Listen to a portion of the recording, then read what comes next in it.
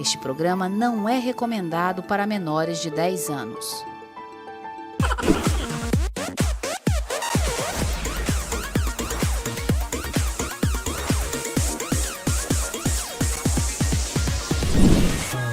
Você piscou e eu pulei mais uma vez dos stories direto para a sua TV, a TV Metrópole. Sejam bem-vindos a mais uma edição do Stories na TV. Eu sou a doutora Nay e vou ficar aqui com vocês nessa manhã para a gente bater um bate-papo super especial sobre um assunto muito maravilhoso que eu particularmente sou apaixonada, vamos dizer assim.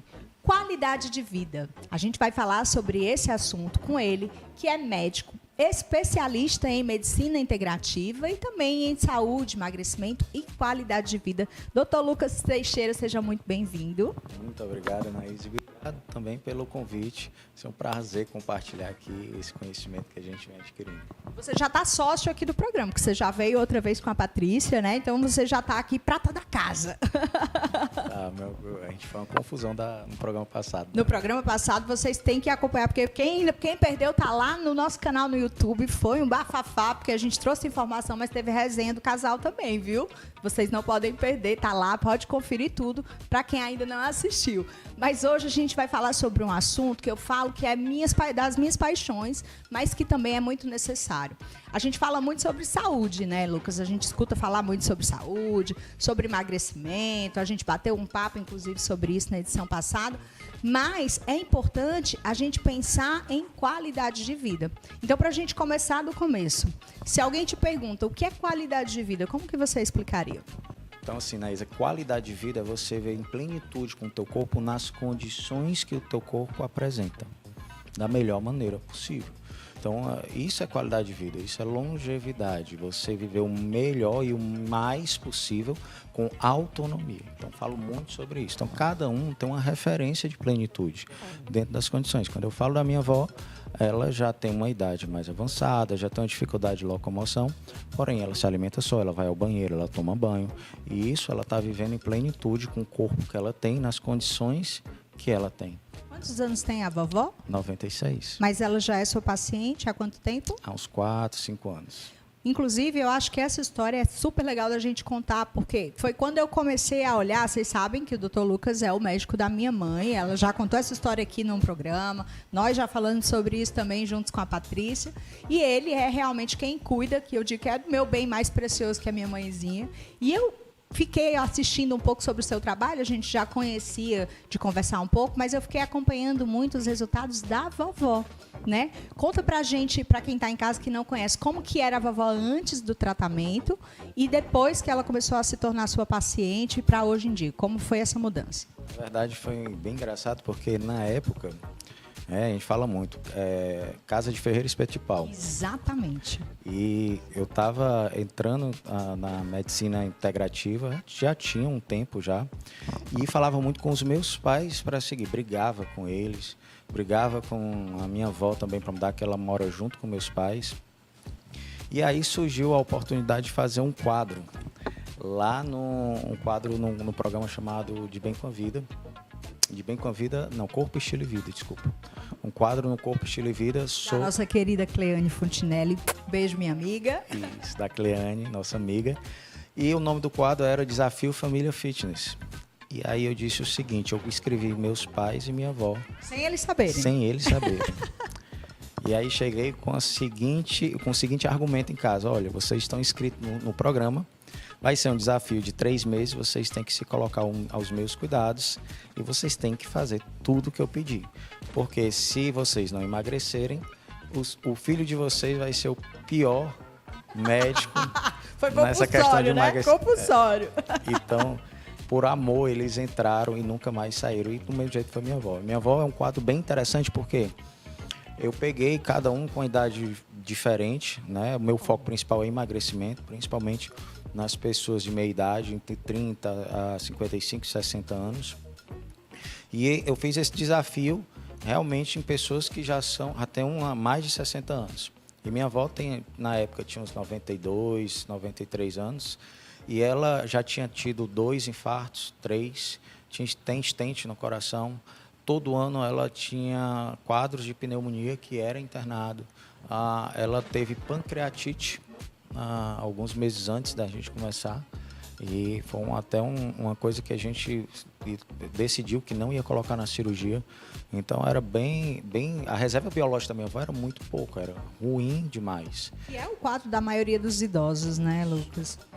E aí a gente começou a fazer um trabalho com a vovó, que é difícil o idoso, porque o idoso ele não tem mais aquela consciência alimentar e você realmente tem que ter o cuidador do lado. Por isso que muitas vezes eu penso, você atende idoso? Não, porque o problema para mim não é o idoso, é quem está do lado. Se a pessoa quem está do lado não cuidar, não adianta. Então eu estava cuidando da minha avó e realmente eu cuido, eu puxo as orelhas dela, faço questão disso, ela sabe disso, eu amo ela demais.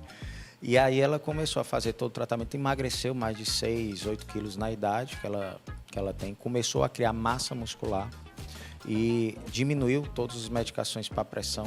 Então ela tomava mais de 7, 8 tipos de medicação para a pressão arterial e a gente diminuiu só para 2. E a gente conseguiu manter a pressão arterial dela controlada, né? Bem, e a qualidade de vida dela mudou. Começou a dormir, começou a ter autonomia. Ela tem Alzheimer, né? Estava no grau mais avançado, mas teve uma melhora do Alzheimer, no caso dela, bem interessante, porque ela começou a lembrar das músicas que ela cantava. Memória recente ficou cada vez melhor. Eu lembrava do que ela fazia no dia anterior, né? No momento anterior ela lembrava. Então, a lucidez dela e a autonomia dela ficou bem melhor com o emagrecimento. E o que foi que a gente fez nesse pacotão todo de cuidado com ela? Primeiro, a gente começou a entender o intestino. Então, a vovó tinha um quadro de diverticulite também. Então, ela era muita doença. Muitas coisas que, na verdade, estão sempre interligadas, né, Lucas? Isso. Começa a sair uma coisa do mapa, você em casa não sabe, a gente é um sistema interligado. Dá o problema numa pecinha, depois dá em outra e por aí vai. E aí a gente começou a trabalhar o intestino. Vovó, com 96 anos, a gente faz modulação hormonal para ela. Por quê? Porque isso melhorou muito o equilíbrio de imunidade, o equilíbrio de memória, o equilíbrio de emocional dela, a autonomia, força muscular, isso é importante. Então esse foi o objetivo. E aí a gente foi fazendo tudo isso, atrelando a um hábito lá de toda a casa. Então meu pai também, minha mãe também acabaram emagrecendo mais de quase 10 quilos cada um e ganhando 2, 3 quilos de massa muscular. E, enfim, desde então, eles não saíram mais da academia. Minha avó é que eu costumo, todo mundo vê ela, né? Mas mal sabem, eu subo 12 andares com ela de escada, tá? 96 anos. E ela sobe bem. E quando chega lá em cima, não apresenta cansaço. Então, isso é importante, porque realmente ela melhorou muito a capacidade de vitalidade dela, de força muscular. E olha, eu vou dizer, nós temos uma farmácia dentro da gente que está onde? No músculo. Então, quando a gente começa a exercitar essa musculatura, um dos melhores exercícios que tem para longevidade é a musculação, é exercícios de força. Usei a vovó como exemplo, mas eu lembro também, principalmente sua mãe querida, um beijo para você, minha mãe. Eu digo para ela que ela é a minha musa fitness. E quando eu levei mamãe para ser sua paciente, eu disse: você tem a responsabilidade, porque você é a musa inspiração de minha mãe. Então, por favor, continue se mantendo saudável. Ela sabe que eu aperrei muito ela com isso, mas foi verdade e também foi desse projeto. Qual foi o desafio com a sua mãe? Como que era o quadro e como que ficou depois? A minha mãe foi um desafio interessante porque ela fazia mais de 10 anos que era hipertensa e tinha um quadro de enxaqueca, dor de cabeça. Sua mãe é jovem, né? Tem 63 anos. Então, ela tinha um quadro de enxaqueca e dor de cabeça todos os dias, praticamente. Se entupia de medicação para dor de cabeça, de pirona, paracetamol. E aí vivia numa rotina de estresse muito, muito alta. Então, quando a gente começou a cuidar, que ela emagreceu, acabaram-se as dores de cabeça, o estresse emocional melhorou bastante e o principal, né, a atividade física passou a ser uma rotina para ela. Então, minha mãe, ela se encaixa na posição de muitas mulheres que se doam demais realmente para os outros, cuidam extremamente de tudo para os outros e esquecem de si. É o cuidador descuidado, né?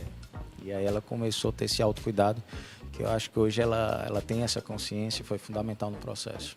Eu vejo que ela continua mantendo a atividade física. Eu sempre encontro com ela, tá com a roupinha da academia, né? Muito alegre, sempre de bom humor, disposta, assim como a vovó também. E se a gente pensar e lembrar, por exemplo, do seu pai, qual foi o desafio com ele? É legal porque a gente tem aqui uma idosa, né? A sua mãe como uma mulher madura e o seu pai, que foram 3 cenários totalmente diferentes. O papai foi engraçado porque também ele tinha uma alteração de glicemia, ou seja, papai era, o pessoal gosta de chamar pré-diabético, mas não existe isso. Ou o cara é diabético ou não. Tinha uma glicemia realmente já de diabético. Tá? 120, 125. E aí ele gostava muito de leite. Então meu pai, ele nasceu e se criou numa fazenda. Tirar o leite dele, olha... Então quando ele retirou o leite, que ele viu a qualidade de vida dele, eu acho que o papai é um dos exemplos da minha vida, é uma referência para mim, porque... de disciplina. Quando ele coloca algo, não tem perigo de você não chegar às 5h30 da manhã, ele já ter saído com o carrinho dele para ir para a academia todos os dias. E aí quando ele enxergou isso, ele tirou e aí melhorou a glicemia, deixou realmente de ser diabético, o diagnóstico dele era de diabetes. E é engraçado que nesse processo todo ele passou até por uma alteração na próstata, que era um câncer na próstata, e a gente conseguiu ter uma melhora significativa quando ele melhorou dos hábitos, realmente sumindo todo o quadro, teve os cuidados e teve uma cura desse câncer. Então, claro que os hábitos influenciaram, né, do que ele estado teve, de saúde, do estado né? de saúde. E foi bem interessante porque foi bem no começo da pandemia, né? Então, meu pai, ele passou um estado de quase morte. Ele foi entubado na pandemia e passou 10 dias entubado. Então, quando ele saiu resolvido realmente a mudar o estilo de vida. E foi aí que o processo dele foi fantástico. É engraçado que ele chegou também lá no primeiro dia que ele chegou lá em casa, ele chegou numa cadeira de rodas e ele não conseguia sustentar o pescoço. Então, uma das primeiras condutas que eu fiz com meu pai foi testosterona. Foi fundamental nesse processo de ganho de força muscular e ele conseguir, com 3 dias, se levantar, já ir fazer as coisas dele. Então, eu falo muito que nesse processo aí foi algo surreal, e com certeza corroborou para a mudança de atitude dele. Eu acho super legal, estou citando os seus pais, a sua avó como exemplo, porque eu acho que todo mundo que te acompanha há mais tempo lembra dessa época. E, aliás, a gente já está aqui anos depois e eles continuam lá com um estilo de vida realmente saudável. A gente viu que eles viraram essa chave, né? E Lucas, foi interessante, vou dividir com a galera de casa e com você. Um dia eu encontrei seu pai muito discreto, né? E ele a gente falando, ele e a mamãe lá, fazendo aquela troca de pacientes que acontece na sala de espera sobre as facilidades e as dificuldades, né, do processo.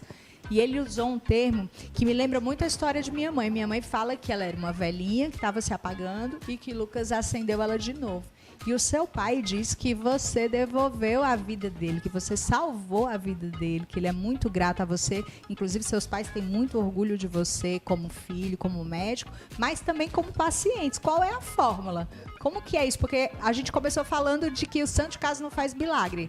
Mas a gente sabe como filhos, quando a gente é da área da saúde, às vezes é muito desafiador os irmãos, os pais, os mais próximos, ouvirem aquilo que a gente aconselha e sugere. Como que foi assim que você conseguiu essa revolução? A que você atribui?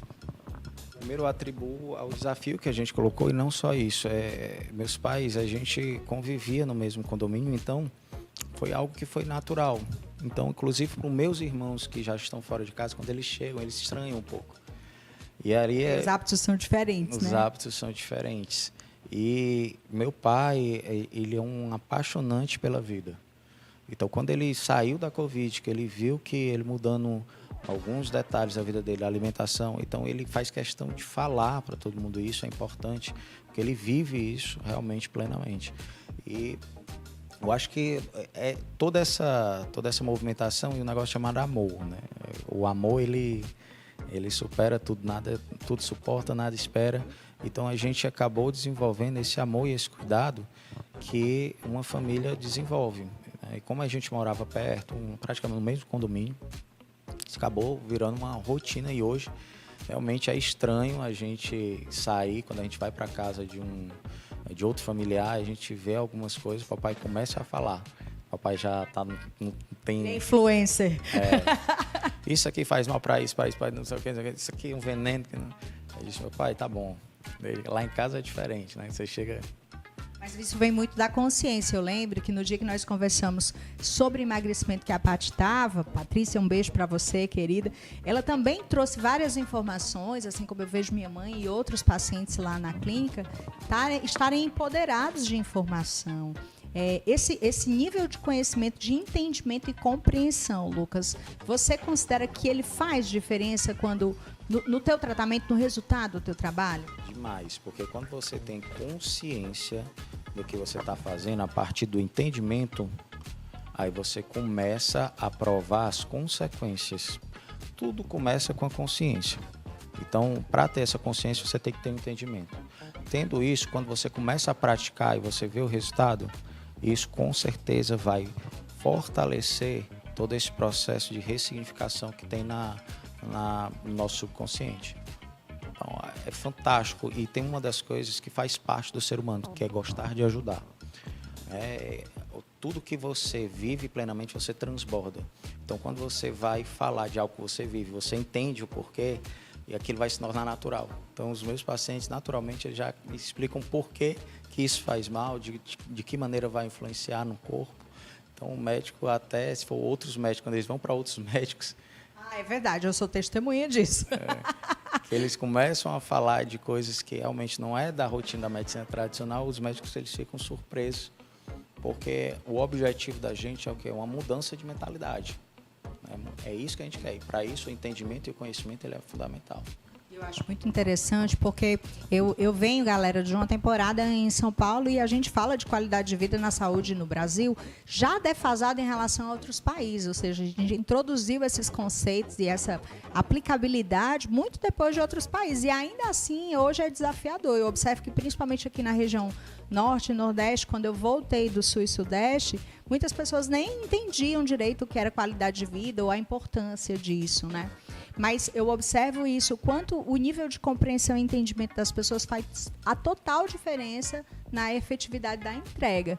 Mas existe uma ciência por trás disso, de dedicação, né, Lucas? Foi esse um dos motivos que te fez abraçar a medicina integrativa? Com certeza. É uma medicina que ela está totalmente embasada e cheia de artigos científicos. O grande problema é que a maioria dos médicos não tem acesso a esses artigos científicos, até porque a gente não é ensinado a isso na faculdade. A gente é ensinado somente a artigos científicos de binômio doença-remédio, que é interessante para a indústria farmacêutica. Então, esse é um detalhe importante nesse processo. Quando a gente começa a entender isso e começa a não ter medo e ter entendimento, aí sim a gente passa por um processo de realmente prescrever com a consciência.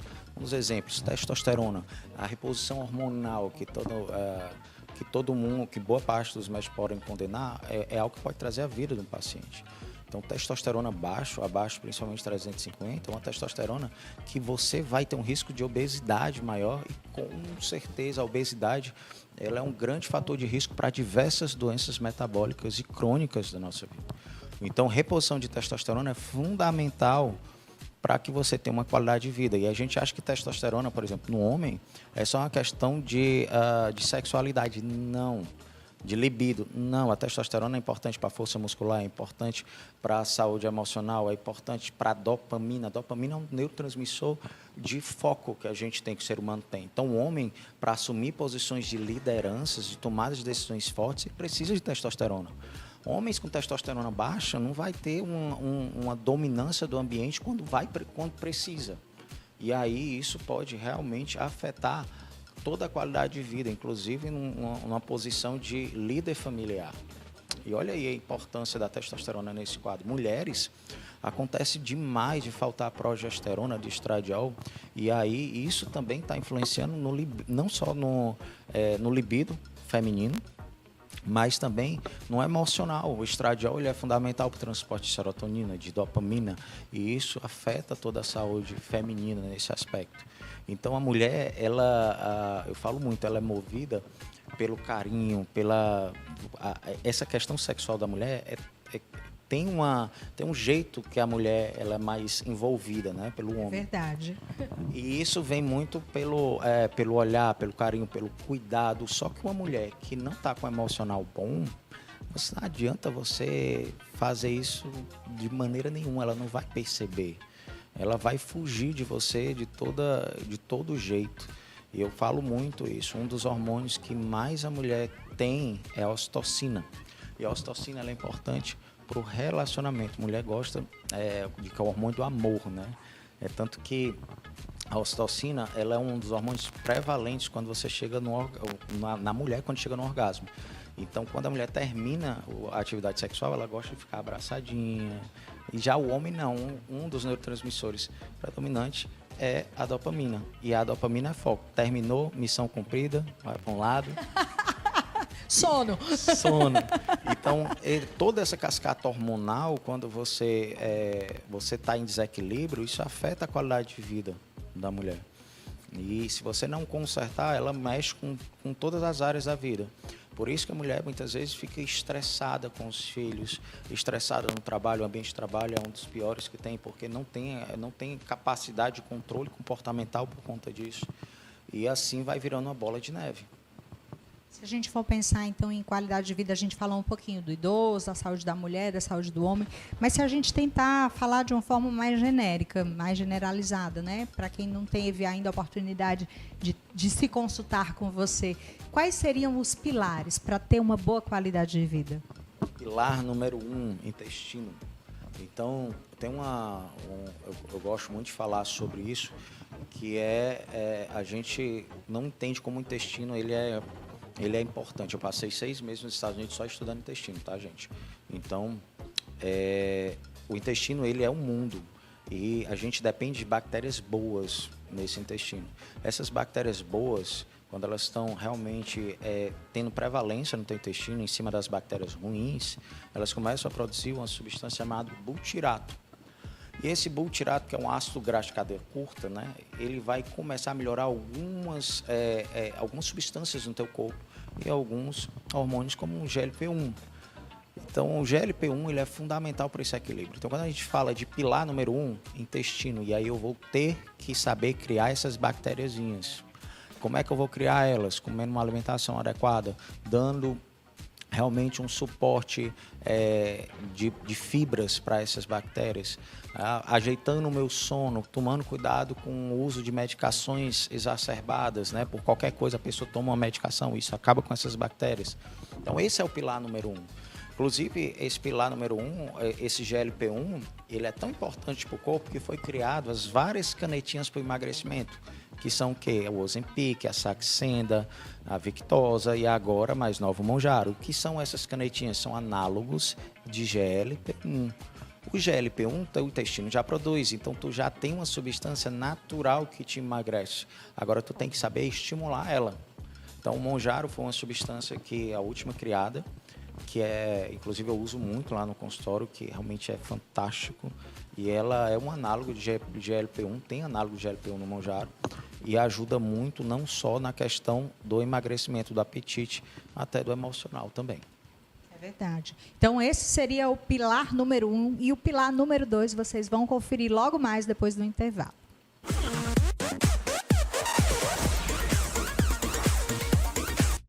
Quer fazer seu podcast ou projeto audiovisual e não sabe por onde começar?